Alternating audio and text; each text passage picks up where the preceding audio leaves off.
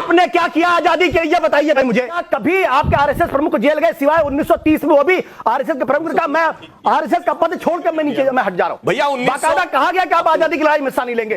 महापुरुषों के बारे में इतनी घटिया बात कहने का घटिया नहीं, जवाहरलाल नेहरू ने खुद लिखा हुआ है, क्या बात कर रहे हैं आप? इस्तेमाल नहीं करता। जो काम शंकराचार्यों को करना चाहिए वो काम प्रधानमंत्री जी कर रहे हैं। मुझे कोई आपत्ति नहीं, प्रधानमंत्री हम सबके रिप्रेजेंटेटिव है। दो शंकराचार्य स्पष्ट तौर पे कह रहे हैं कि भाई जो हो रहा है वो गलत हो रहा है, धर्म के हिसाब से नहीं, शास्त्र के हिसाब से नहीं है।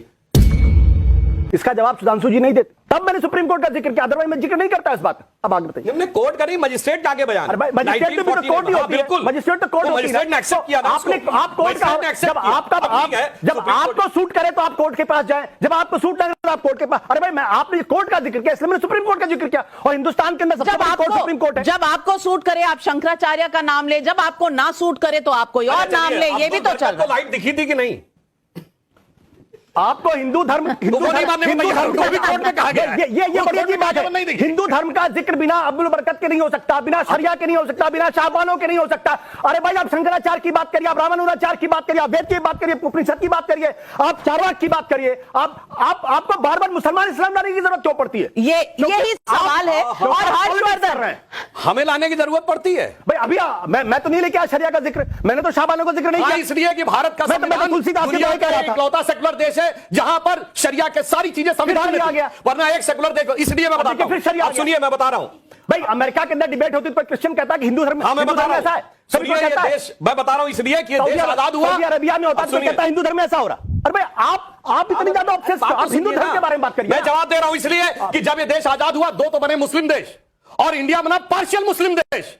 अदरवाइज मैं चुनौती से कहता हूं एक सेकुलर देश बताइए जहां पर सब्सिडी और ये चीजें होती हो। इसलिए आज हम उसको ट्रू सेकुलर देश बता रहे हैं, तो आपके पेट में दर्द हो रहा है।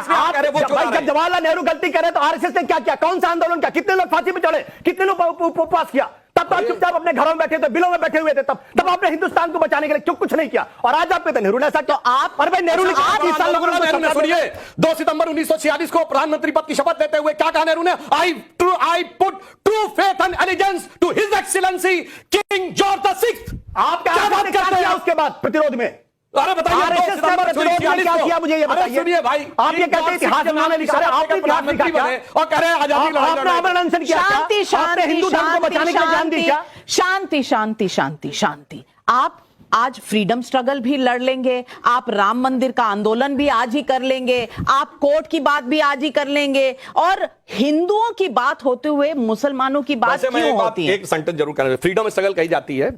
15 अगस्त 47 को देश आजाद हुआ, 1 साल तक गवर्नर जनरल अंग्रेज रहा, 2 साल तक आर्मी चीफ अंग्रेज रहा, 1954 तक एयरफोर्स चीफ गेराल्ड गिब्स रहा, 1957 तक नेवी चीफ रहा। कौन सी आजादी की आप बात करते हैं? किस आपने क्या किया आजादी के लिए बताइए पहले मुझे। आपने नेहरू के जिम्मेदार, अरे आपके कितने लोग शहीद हुए जरा बताइए, आपके कितने लोग जेल गए बताइए। अब मैं कहता हूं क्या कभी आपके आरएसएस प्रमुख जेल गए सिवाय 1930 में, वो भी आरएसएस के प्रमुख का मैं आरएसएस का पद छोड़कर मैं नीचे मैं हट जा रहा हूं भैया। बाकायदा कहा गया कि आप आजादी की लड़ाई में हिस्सा नहीं लेंगे। आपको आजादी की लड़ाई बोलने का क्या है? आपका तो बोलने का कोई हक नहीं। आप भगवान में आस्था नहीं रखते, आप एथीस्ट हैं, आपको बोलने का हक है, लेकिन सुधांशु त्रिवेदी जी एक सांसद है, उन्हें बोलने का हक नहीं, उनको बोलने का हक नहीं है। आप कह रहे हैं इस देश में लोकतंत्र मर चुका है, एक अथॉरिटेरियन रेजिम है, उसी पार्टी के प्रवक्ता को बोलने का हक नहीं है, सिर्फ आशुतोष जी को हक है।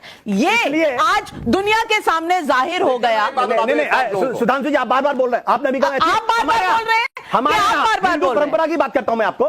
चारवाक जिन्होंने वेदों के बारे में क्या कहा है, अभी मैं बोलूं तो जेल चला जाऊंगा मैं, उनको ऋषि माना गया। आप मुझे अथीस्ट कहते हुए आप हिंदू धर्म से बाहर नहीं निकाल सकती मुझे। ये हिंदू धर्म की महानता है कि चारवाक को भी ऋषियों का दर्जा दिया गया, जिन्होंने कहा कि जीवन के अलावा कोई जीवन ही नहीं। सुनिए डॉक्टर हेडगेवार 1920 में सत्याग्रह में जेल गए, और महाराष्ट्र सरकार द्वारा 2009 में जब इनकी सरकार थी उसमें जो स्वतंत्रता संग्राम सेनानियों का पूरा विवरण है उसमें डॉक्टर हेडगेवार का वर्णन। पर एक बात इनसे पूछना चाहता हूं, हमारे तो सावरकर जी काला पानी गए, मैं चुनौती से कहता हूं कांग्रेस का अध्यक्ष स्तर का एक नेता बताइए जो अंग्रेजों की गोली से मारा गया हो, एक नेता बताइए जो फांसी हुई हो, एक नेता बताइए जिसको काला पानी हुई हो, लाला लाजपत राय के अलावा एक नेता बताइए जिसको लाठियां पड़ी हो। वाह भाई वाह, मतलब न फांसी हुई, न गोली खाए, न काला पानी हुई, और बल्कि कैसे जलवाए जलाल से जेल में रहते थे, अहमदनगर किले में रहते थे।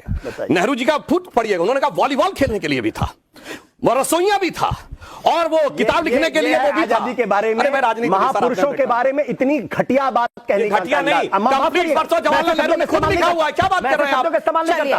आजादी के महापुरुषों के बारे में, आप महात्मा गांधी के बारे में अब आंदोलन के बारे में सुनिए, इंडिपेंडेंस 1948 में शिमला में माउंटबेटन के परिवार के साथ छुट्टी